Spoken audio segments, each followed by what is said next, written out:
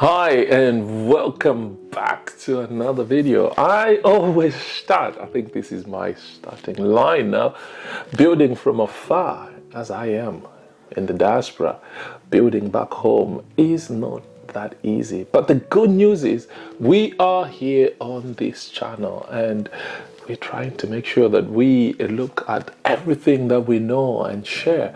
And so in response to my video that I shared, which I'll put here, one of our viewers actually suggested that I should try and help out and give a step-by-step guide on how to make blogs. And I could see there's quite a lot of interest coming from a lot of people on this particular initiative of making your own blogs on site. And so today I am going to give you step-by-step guide on how to make your own blogs. Stick around and I'll be back after this.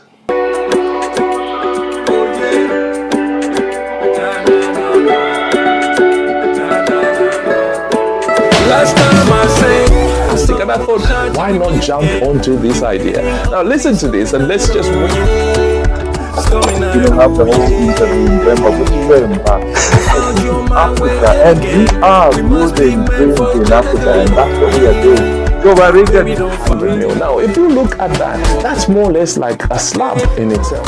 I was dealing with the bros who was up for a night out. Care taken, especially. Saw you in the cut with that wifey demeanor.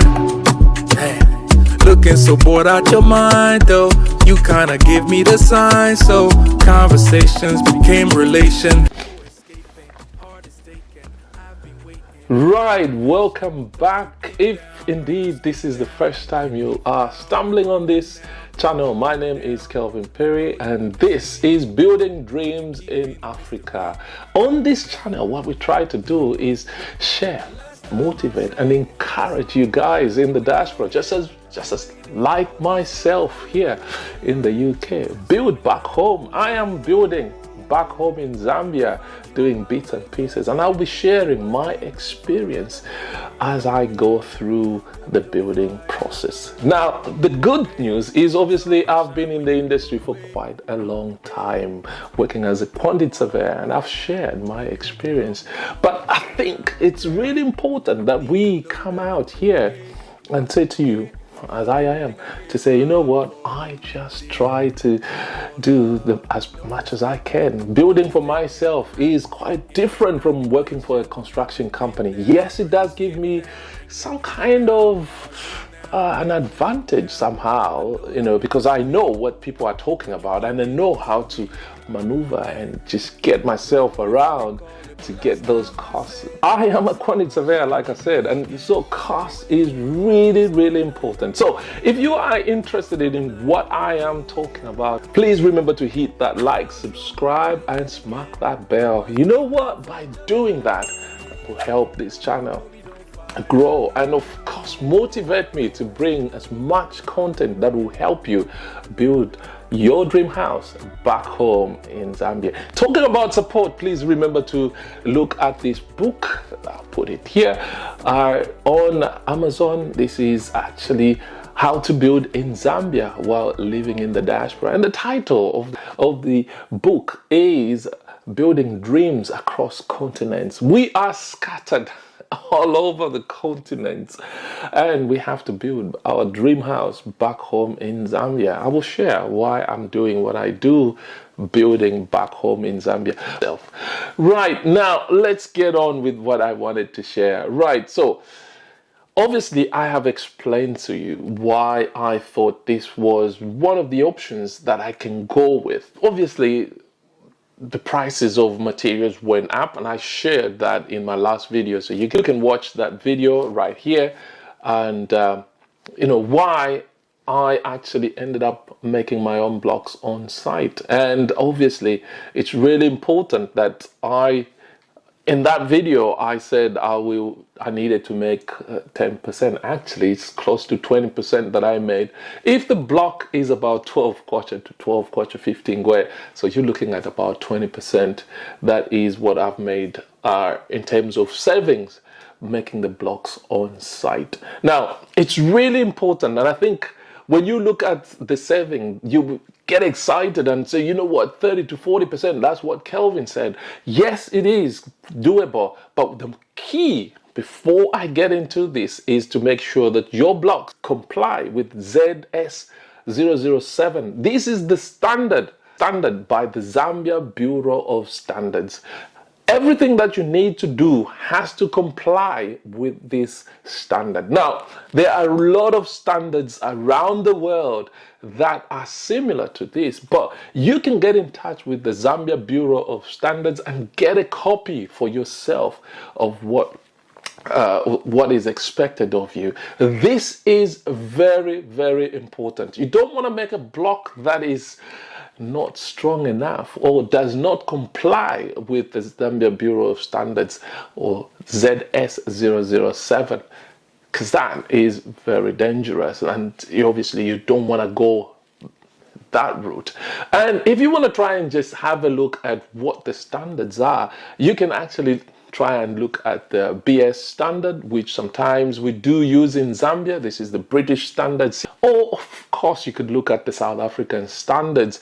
But what we try to do here is to try and promote Zambian standards, and this is what I would try and say to you. So get in touch. You can go to their website, the Zambia Bureau of Standards, and the website does work, and you can inquire. There's a number there. You can send them, you can give them a call, or send them an email to get yourself a copy of the Zambia Bureau of Standards. Now, the price is nothing compared to what you will be able to achieve if you are looking at 30 to 40%. So really, it's really important that you do that. So the Zambia Bureau of Standards, ZS007, that's the document that you need to make sure that your blocks comply when you make them on site or off site. Now, there are a number of things that you need to do. The Zambia Bureau of Standards, the ZS007, actually does specify that you need to make sure that you do tests. And I talked about the testing of blocks at 7 days and at 28 days. So you let the blocks cure, stay for 7, you test them, and before you test them or when you make them, make sure that your blocks are well watered. Make sure that you water the blocks, because it's very imperative that you put a lot of water onto the blocks so that they can get stronger. It would take a long time. So make sure that you do put water. You water your blocks. 7 days, take them. In our case, what we've been doing is take them to the University of Zambia laboratory. That is where we are carrying out this compression test of our blocks to make sure that they comply with the ZS007. And that is very important. Now, let's get into what I did on site. So the first thing that we did was, obviously, we have slabs on site. We had to make blocks on our slabs. And so in order for me to build the project up to slab level, I had to buy the blocks. And the blocks, I was buying them at 8 kwacha 15 where before the prices went crazy. So we bought them at 8 kwacha 15 where, 7 kwacha 15 where, they went to 8 kwacha 15 where, and then I think the last batch of blocks that I bought was at 10 kwacha 15 where, and then I said, well, this is enough. So make sure that you have you've got a good surface where you can make your blocks. Now, that is what we did. And the second thing that we did was I had to buy 2 molds. These are handheld molds. Now, again, one of the things that you will find people will say is they will think the blocks that are made by hand are not strong enough. No, that's not true. The blocks that are made by hand using the handheld mold are as good as, they can be as good as are the blocks that you may make with the block making machine. So it's really important that you know that. So I bought the the molds These I just went to somebody who is a metal fabricator. They had the specifications. They've been making these molds, and they made 2 molds for me. Now, I will say to you, that's not very expensive. Now, the reason why I wanted to make sure that we have 2 molds is I didn't want the molds to break. So if one break down, or we had to weld it, and there was a number of times when I had to make sure that we send it out by the street and somebody welds and then we come back. So those things do happen. The molds will break, and you have to make sure that that is repaired. But again, when you're looking at 30 to 40% discount or saving, that is not so much money to weld. Is 100 kwacha, and that's not a lot of money. So the next thing that we did was obviously we've got the surface, we've got the mold. We started making the blocks on site. We later on introduced the block making machine. Now, we don't have electricity on site, and so we had to use a genset. And we were paying 500 kwacha a day. Now, somebody will say, but that's a lot of money. No, actually, I did factor this in. And the cost, the saving that I'm talking about, actually does capture these in my saving. It is possible to make your blocks using a genset on site and to power your electric block making machine, and you should be fine. You're saving. You will be able to save enough to cover, the cost of your genset. Now, I think a question that was asked to me was, how much was your block making machine? Now, I borrowed this from from a colleague. This is a mentor. This is somebody that I look up to, who was actually my first boss 31 years ago when I worked at Delkins, and he was my first boss. And he's the one who actually lent me that machine. So we were using the machine. Of course, we didn't put in the cost. We had to refurbish it because it stayed for a long time, fix it, and then we started using it. So if you have a big project, you probably might need to buy this machine and factor the cost into your blocks over a period of time. I think you should be fine as well. And somebody was asking me about these machines, and he was saying, no, but these blocks are not good enough because the machine is made locally, and the Lebanese have these machines that come from India. And I said, you know what? That machine that we have on site, that is exactly the machine that we were using when I worked for Delkins. I actually had one. I bought one because Delkins was part of Law and closed, and I bought that machine. So I had that machine as well, long time ago. So that is exactly the same machine that we made blocks that built schools and everything that needed blocks back then when I worked in Zambia. So that machine does work. It's not just you have to go buy a machine in China or in India. And I think those machines are very simple. The guys that are very good at fabricating these things can actually make them locally. And I wonder why we can't do these things. People, we can do these things. Just like my molds were made by somebody in Lusaka.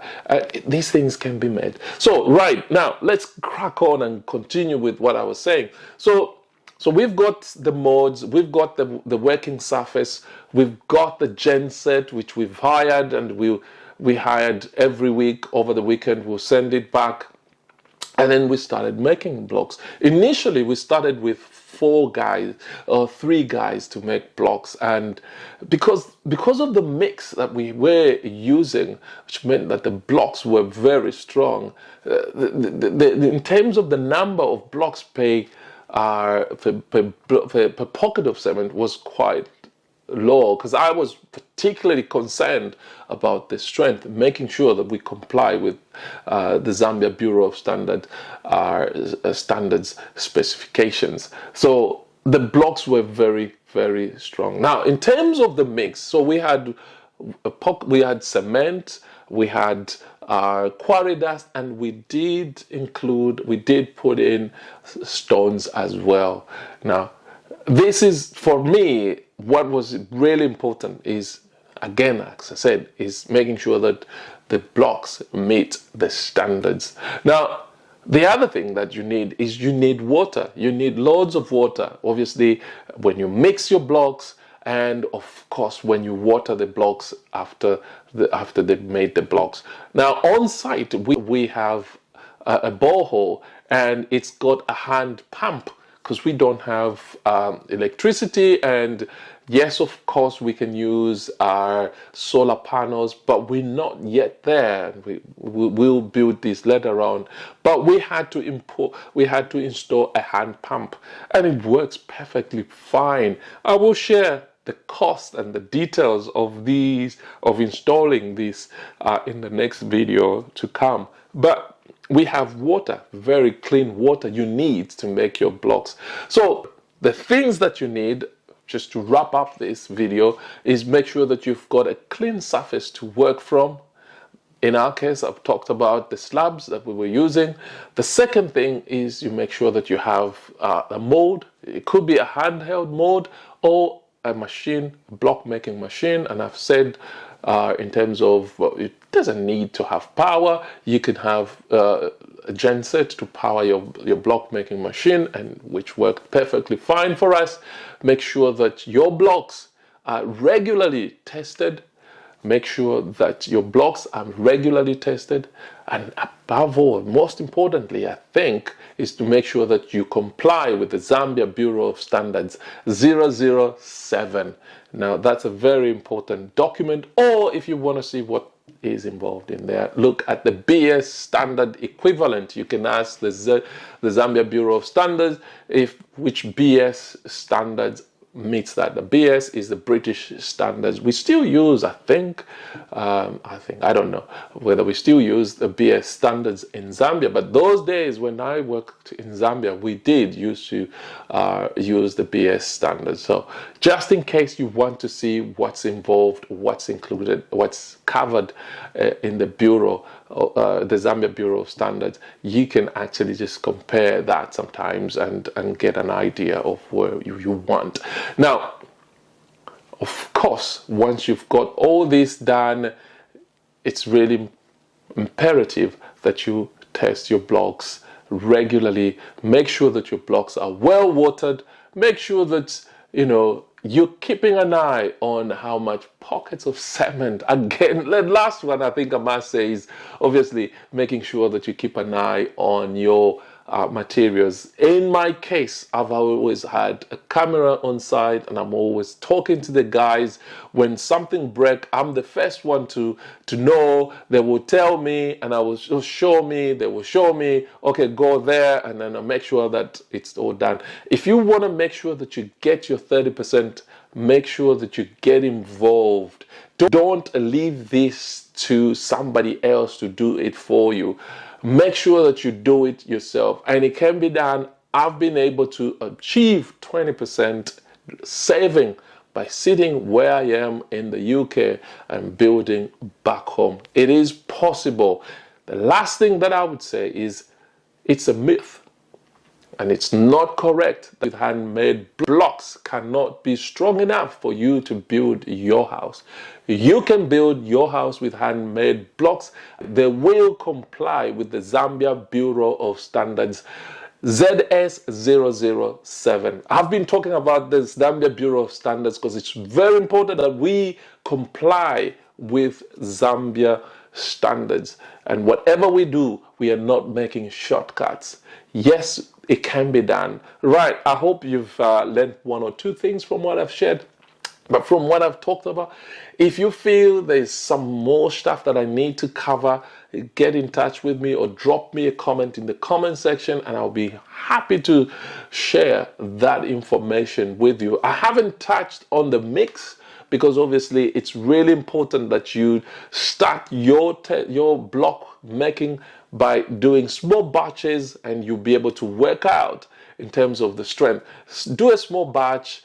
1 pocket of cement, do this and get your quarry dust, get your stones if you want, or quarry dust, or just river sand, whichever, I'm sure, and then do a small batch for 1 pocket of cement, water them, wait for 7 days, go and test them. If you see that the strength of your blocks are within the range that is specified by the Zambia Bureau of Standards, then you should be fine, and then you continue doing the work and continue making your blocks. Now, it's important again,